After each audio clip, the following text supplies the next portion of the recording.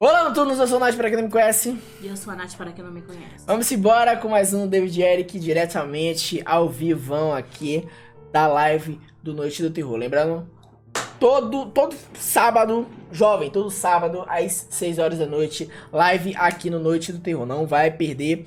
React todos os dias às 6 horas da noite. Participa do Discord, lá tem muito conteúdo de terror. Vocês podem trocar uma ideia legal lá de terror, até comigo mesmo. E me segue no Instagram pra ficar acompanhando tudo.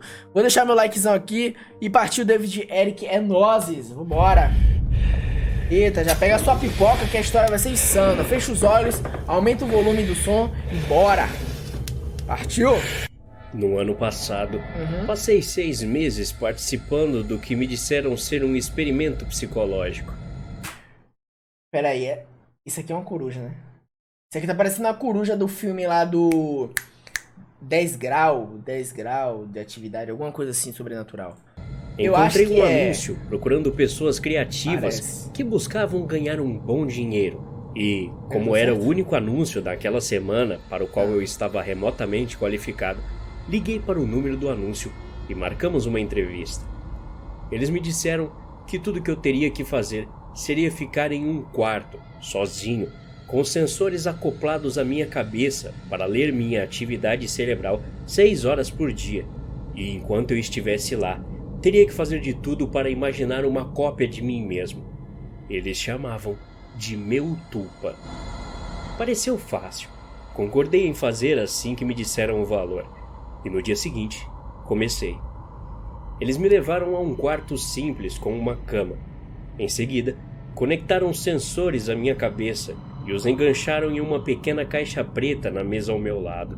Me explicaram o processo de tentar imaginar minha cópia novamente e disseram que se eu ficasse entediado ou inquieto, em vez de me mover, tentaria interagir com a minha cópia. A ideia era manter minha cópia comigo o tempo todo que eu estivesse no quarto. Tive problemas com isso nos primeiros dias.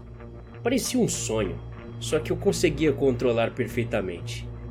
Imaginei meu sósia por alguns minutos, então me distraía e ele desaparecia. Mas no quarto dia, consegui mantê-lo presente por 6 horas inteiras. Eles me disseram que eu estava indo muito bem. Na segunda semana, me colocaram em um quarto diferente, com alto-falantes montados na parede. Queriam ver se eu ainda conseguia manter o tupa comigo, apesar dos estímulos distrativos. A música era perturbadora e tornava o processo um pouco mais difícil, mas conseguia assim mesmo. Na semana seguinte, eles tocaram uma música ainda mais perturbadora, pontuada com gritos, loops e batidas estranhas, e o que parecia ser um modem de internet discada, com vozes falando alguma língua estrangeira. Depois de cerca de um mês, comecei a ficar entediado. Para animar as coisas, comecei a interagir com a cópia que eu havia criado. Nós conversávamos, jogávamos pedra, papel, tesoura, ou eu o imaginava fazendo malabarismos ou dançando break, ou o que quer que me interessasse. Perguntei aos médicos, pesquisadores, se minhas brincadeiras afetariam de forma negativa o estudo deles. Mas muito pelo contrário. Eles até me encorajaram a continuar. Foi divertido por um tempo, só que começou a ficar um pouco estranho. Eu estava contando à minha cópia sobre o primeiro encontro que tive com minha namorada, e ele me corrigiu. Eu disse que ela estava usando uma blusa amarela, e ele afirmava ser uma verde. Pensei sobre isso por um segundo e percebi que ele estava certo. Isso me assustou, e depois do meu turno naquele dia, conversei com os pesquisadores sobre isso. Você está usando a forma pensamento para acessar seu subconsciente, explicaram eles. Você sabia em algum nível da sua mente que estava errado e subconscientemente se corrigiu. O que tinha sido assustador, de repente ficou legal. Afinal, eu estava falando com o meu subconsciente. Demorou um pouco, mas descobri que poderia questionar meu tupa e acessar todos os tipos de memórias que eu nem mais lembrava. Poderia fazê-lo citar páginas inteiras de livros que já li anos antes, ou coisas que me ensinaram e imediatamente esqueci na época do colégio. Foi nessa época que comecei a, entre aspas, chamar meu sósia fora do centro de pesquisa. Não com frequência no início, mas eu estava tão acostumado a imaginá-lo agora que quase parecia estranho não vê-lo. Então, sempre que entediado, eu chamava ele em meu sonho. Eventualmente, comecei a fazer isso quase o tempo todo fora dos sonhos, o imaginando na realidade comigo. Foi divertido tratá-lo como um amigo invisível. O imaginei quando estava saindo com os amigos ou visitando minha mãe. Até o levei para um encontro uma vez. Eu não precisava falar em voz alta com ele, então sempre fui capaz de manter a comunicação sem que ninguém soubesse. Sei que parece estranho, mas foi divertido. Ele não apenas era um HD ambulante de tudo que eu sabia e tinha esquecido, mas também parecia saber mais de mim do que eu mesmo. Ele tinha uma compreensão fantástica das minúcias da linguagem corporal que eu nem percebi que estava percebendo. Por exemplo, pensei que o encontro em que o levei estava indo mal, mas ele me falou como ela estava rindo um pouco demais das minhas piadas e se inclinando para mim enquanto falava, e um monte de outras pistas sutis que não notei conscientemente. Eu escutei as dicas dele e aquele encontro correu muito bem. Quando eu já estava indo no centro de pesquisa por 4 meses, ele estava constantemente comigo. Os pesquisadores me abordaram um dia depois do meu turno e me perguntaram se eu tinha parado de vê-lo. Eu neguei e eles pareceram satisfeitos. Me afastei um pouco do mundo naquele ponto. Eu estava tendo problemas para me relacionar com as pessoas. Me parecia sempre que elas estavam confusas e inseguras de si mesmas, enquanto eu tinha uma manifestação de mim mesmo para consultar. Isso tornava a socialização difícil. Ao meu ver, ninguém mais parecia ciente das razões por trás de suas ações. Por que algumas coisas as deixavam loucas e outras as faziam rir? As pessoas não sabiam o que as movia. Mas eu poderia saber, ou pelo menos, perguntar à minha cópia e obter uma resposta. Um amigo me confrontou uma noite. Ele bateu na porta de casa até que eu atendesse e entrou furioso. "Você não atende minhas chamadas há semanas, seu idiota!" Ele gritou. "Qual é a porra do seu problema?" Eu estava prestes a pedir desculpas a ele e provavelmente teria me oferecido para ir em algum bar com ele naquela noite. Mas minha cópia ficou repentinamente furiosa. "Bata nele", dizia. E antes que eu pensasse, dei um soco na cara dele. Ouvi seu nariz quebrar. Ele caiu no chão e se levantou cambaleando. Mas não parei por aí. O joguei no chão e dei-lhe 2 chutes violentos nas costelas. Ele saiu correndo e tossindo. A polícia chegou em alguns minutos, mas eu disse a eles que ele tinha me batido primeiro, e como ele não estava por perto para me refutar, eles me deixaram em paz.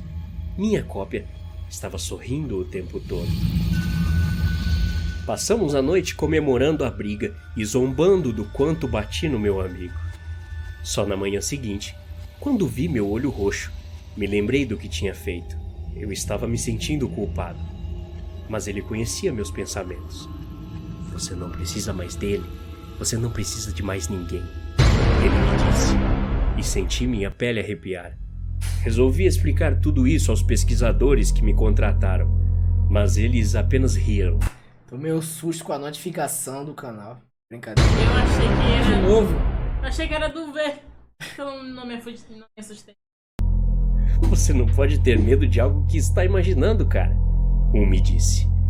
Meu sósia ficou ao lado dele, acenando com a cabeça e sorrindo para mim. Continuei minha vida normalmente, mas nos dias seguintes comecei a ficar cada vez mais ansioso perto do meu tupa. Parecia que ele estava mudando.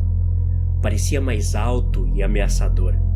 Seus olhos brilhavam e vi malícia em seu sorriso constante. Não valia a pena brigar com as pessoas por causa disso. Estava tão acostumado com ele que imaginá-lo era um processo automático. Então comecei a tentar o meu melhor para não pensar mais nele. Demorou alguns dias, mas começou a funcionar um pouco. Conseguia me livrar dele por horas a fio, mas cada vez que ele voltava, parecia pior. Sua pele estava mais pálida, seus dentes mais pontudos. Ele cantava. A música discordante que eu ouvia há meses parecia acompanhá-lo em todos os lugares. Claro claro que eu ainda estava indo ao centro de pesquisas e passando minhas 6 horas lá. Era como se fosse meu novo emprego e eu precisava de dinheiro.